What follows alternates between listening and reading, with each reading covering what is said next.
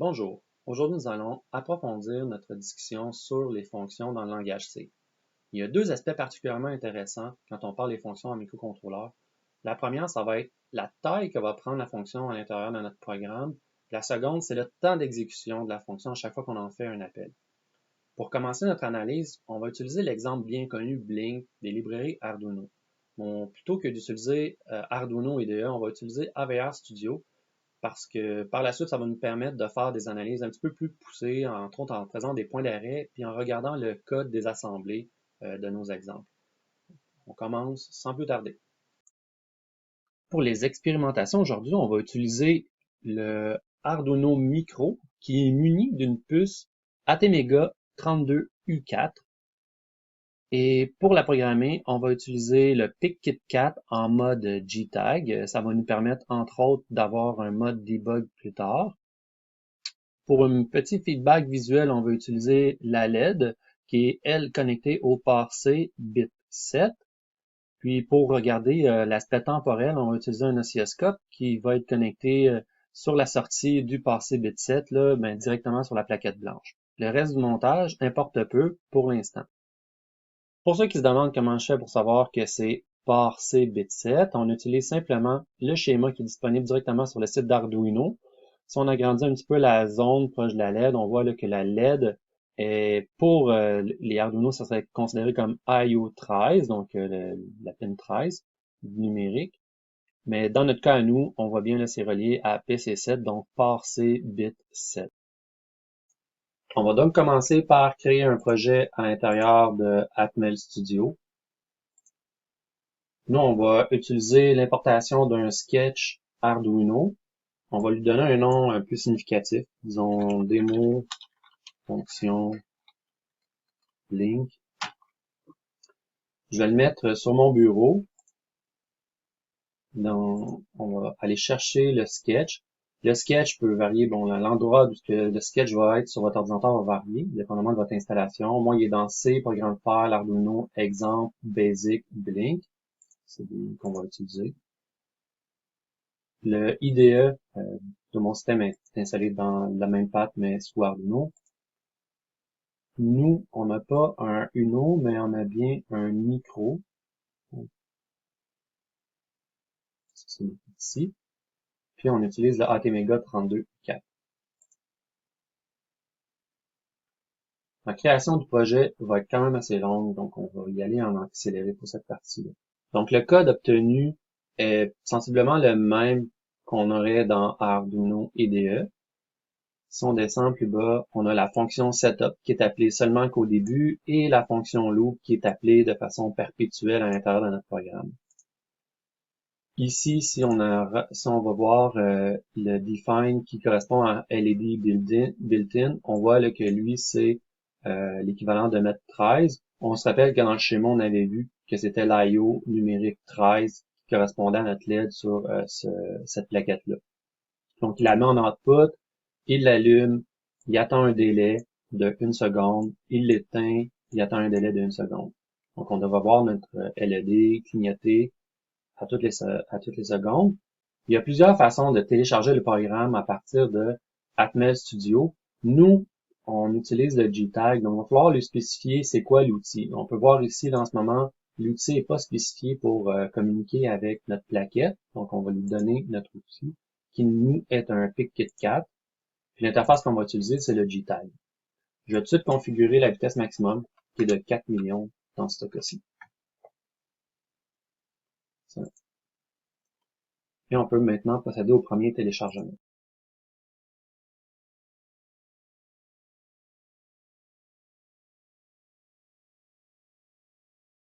C'est maintenant fait. Si on regarde, on voit maintenant que la plaquette clignote effectivement à toutes les secondes. On peut changer le délai. Ici, on va le changer pour 100 et voir l'effet que ça donne si on retélécharge à l'intérieur de la plaquette.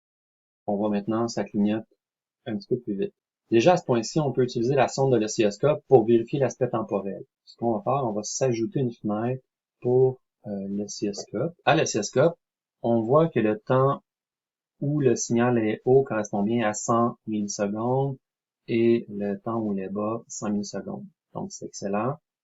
Pour l'instant, on va voir si maintenant on l'accélère encore plus. Maintenant, on met juste 1 milliseconde et on l'envoie. Sur la caméra, en ce moment, on voit bien que c'est impossible de voir le clignotement. Et si on continue à l'observer avec l'oscilloscope, cette fois-ci, on va diminuer à 1 milliseconde. On voit là, que le temps positif et le temps d'arrêt correspondent bien là, à 1 milliseconde avec un petit jeu. Là. Bon, une autre variation qu'on pourrait faire, ça serait maintenant de totalement enlever le délai pour voir à quelle vitesse notre signal va passer de 5 à 0 de façon constante.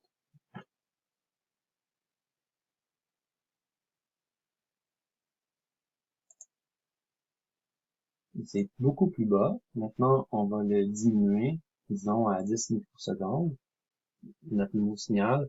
On voit maintenant, on est en dessous de 10 microsecondes. Donc, pour améliorer notre lecture, on va diminuer l'échelle. De toute façon, on va se mettre à 2 microsecondes. Puis aussi, on va immobiliser le signal parce qu'on voit de temps en temps, il y a une durée qui varie. Curseur sur le canal 1 de façon verticale. On va mesurer l'impulsion haute. On voit qu'elle dure environ 6,8 microsecondes. Pour l'impulsion basse, elle dure plutôt environ 7,2 microsecondes. Peu importe où on mesure, c'est probablement la même mesure qu'on va obtenir. La raison pour laquelle l'impulsion basse est plus longue, si on regarde le code, c'est qu'en fait, celle-ci survient juste avant la fin de la fonction. Donc, à chaque fois qu'il y a un appel de fonction, il y a ce qu'on appelle la mise en contexte. Et ici, ben, on peut l'observer, elle dure environ 0,4 microsecondes pour la fonction loop. En bout de ligne, Digital Write, tout ce qu'elle fait, c'est d'activer ou désactiver notre broche en sortie. On se rappelle que cette broche-là était connectée sur le port C bit 7 et il est possible de contrôler directement à l'aide du registre port C cette broche de sortie. Donc, pour une première expérimentation, on va l'affecter directement. Port C égale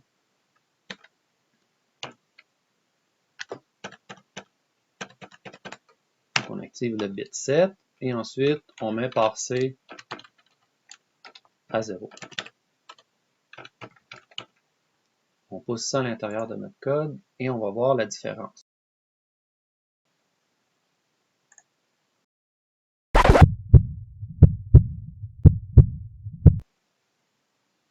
OK, la différence, elle est majeure.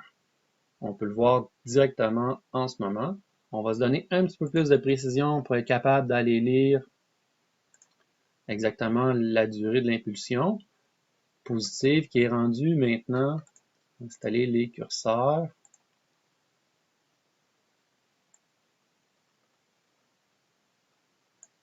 D'environ 63,7 nanosecondes, donc tout dépendant de exactement là où on débute et où on termine. C'est un facteur quand même d'environ 100 entre ce qu'on avait comme résultat avec Digital Write. Et ça fait exactement la même action. Est-ce que ça fait du sens? Ben, ça fait du sens. Notre AVR, il est cadencé en ce moment à 16 MHz. La série AVR est capable de contrôler ses sorties à la même vitesse qu'elle est cadencée à l'intérieur. Donc, si on prend notre 16 MHz qui cadence le microcontrôleur en ce moment, on prend sa période, c'est 62,5 nanosecondes. On est très proche de ce qu'on observe en ce moment. Bon. D'où vient le facteur 100? La fonction Digital Write, elle est très pratique, tout le monde s'entend pour ça. Elle fonctionne pour toutes les sortes d'Arduino. Cependant, elle est très lourde. On le voit, ça lui prend 100 fois plus de temps que l'activation et désactivation directement. Donc, c'est pas juste une question de mise en contexte dans ce cas-ci. Il y a énormément d'opérations qui sont en jeu. J'entends crier jusqu'ici les gens, bah là, t'as affecté les 8 bits alors que tu voulais contrôler qu'un seul bit. C'est vrai, c'était juste pour faire le test. J'ai rien de vraiment branché sur PC6. Les autres bits n'existaient pas là, en sortie pour le passer. La solution, c'est d'utiliser les masques si on veut juste contrôler un seul bit. Donc ici, en faisant un masque OU sur le bit 7, on va forcer ce bit-là à 1 sans affecter les autres bits. Et pour le remettre à 0, on va utiliser un masque E. Et cette fois-ci, on va forcer le bit 7 à 0 et tous les autres, on ne veut pas y toucher. On va regarder le résultat pour voir s'il y a une différence. Oh, il y a une différence. On va réduire un peu la durée et voir maintenant on est rendu à quoi. On est maintenant rendu à 125 nanosecondes pour l'impulsion positive. Donc c'est 2 fois plus lent que de faire une affectation directe. Pourtant, si on regarde le code des assemblées, c'est supposé d'être une seule opération. Pour voir le code des assemblées, ce que je vais faire, c'est que je vais lancer l'opération en mode debug et on va pouvoir regarder le code des assemblées. Donc, on va se mettre un point d'arrêt à l'intérieur de notre code, ce qui va nous permettre d'arrêter exactement ce qu'on veut observer. Donc ici, on voit le code en C qu'on avait écrit, et on voit l'équivalent en code des assemblées, donc en assembleur, qui est utilisé en réalité par le processeur. Présentement, il utilise l'opération SBI. On va aller voir à quoi correspond l'opération SBI dans la documentation. Donc, c'est set bit in IO register. Et ce qui est le plus important, c'est regarder en bas, ici, le nombre de cycles. On dit que ça va prendre 2 cycles pour la plupart des AVR, à l'exception des XMega et AVR 8L qui, eux, prennent seulement qu'un cycle. Donc, ça correspond à ce qu'on observe. SBI dure 125 nanosecondes, ce qui correspond à 2 cycles de notre horloge. Bon, le dernier aspect qui nous reste à regarder, c'est l'espace que prend les fonctions d'Arduino. On va commencer par regarder la compilation qu'on a si on remet actif les 2 fonctions Digital Write. On obtient donc 4806 bytes pour le programme et 150 bytes pour les variables. Et c'est quand même surprenant parce que nous, on ne voit aucune variable en ce moment. C'est dû, entre autres, à toutes les librairies que charge Arduino pour bien fonctionner, pour offrir de la facilité à l'usager. Maintenant, si on enlève juste la fonction Digital Write et qu'on utilise à la place l'accès direct, on va voir qu'est-ce que ça va nous donner comme compilation. On est maintenant descendu à 4488 bytes et on est toujours à 150 bytes pour la partie des variables. Maintenant, pour pouvoir comparer, on va créer un projet sans les librairies Arduino. Créer un nouveau projet qui est un exécutable. On va l'envoyer dans le fond d'écran aussi. On va l'appeler fonction 2. Nous, on utilise notre Omega 32U4. Donc, le projet créé inclut automatiquement la librairie io.h avec l'information qu'on a fournie lors de la création du projet. io.h va charger les bonnes définitions pour les registres de notre microcontrôleur. Comme dans l'exemple précédent, on va accéder directement au port C pour affecter le bit 7. Cette fois-ci, je vais utiliser un bit décalé. C'est plus simple, au moins de risque qu'on se trompe dans le nombre de zéros. Puis pour la partie du masque avec le E, je vais utiliser le complément 1 pour qu'il calcule automatiquement pour moi le bon masque. Naturellement, là, ici, ça affecte la sortie, mais on n'a pas donné la direction de la pin. Donc, l'équivalent de pin mode dans Arduino, nous, on va utiliser au lieu le registre DDRC qui ajuste la sortie. Et encore une fois, on met le bit correspondant en sortie. Et c'est tout. On n'a pas besoin d'autre chose. On peut compiler. On voit qu'en bout de ligne, on obtient un programme qui mesure 208 bytes et aucune variable, car actuellement, on n'a aucune variable à déclarer. Au niveau de la fonctionnalité, c'est exactement la même. Donc, il faut juste spécifier l'outil à utiliser.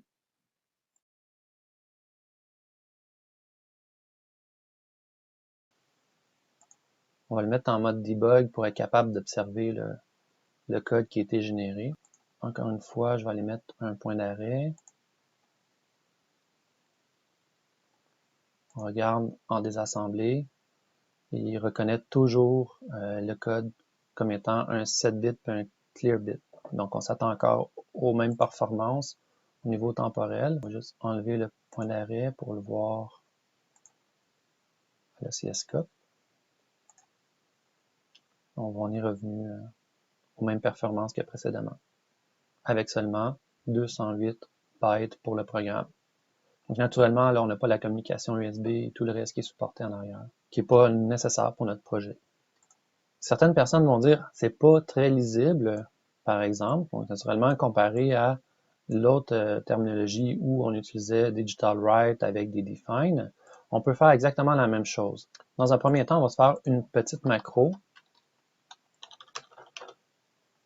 qui va reprendre essentiellement la configuration de la broche. Donc, on va l'appeler LED init. Je mets ici des parenthèses juste pour rappeler que c'est une action et non pas une valeur qui est le define. Donc, ça rappelle que c'est plus une macro qu'un simple define de valeur. Même chose pour mettre le LED à on ou à off. On va se faire un autre define.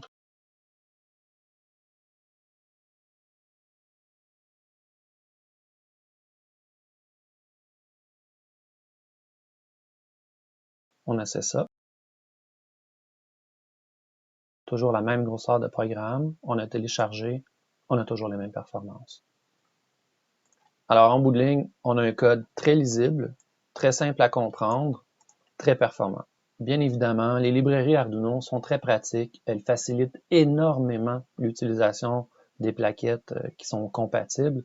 Cependant, on voit très bien au niveau des performances, autant en temporel que d'espace, que si le programmeur met les efforts, il peut obtenir des performances supérieures rapidement.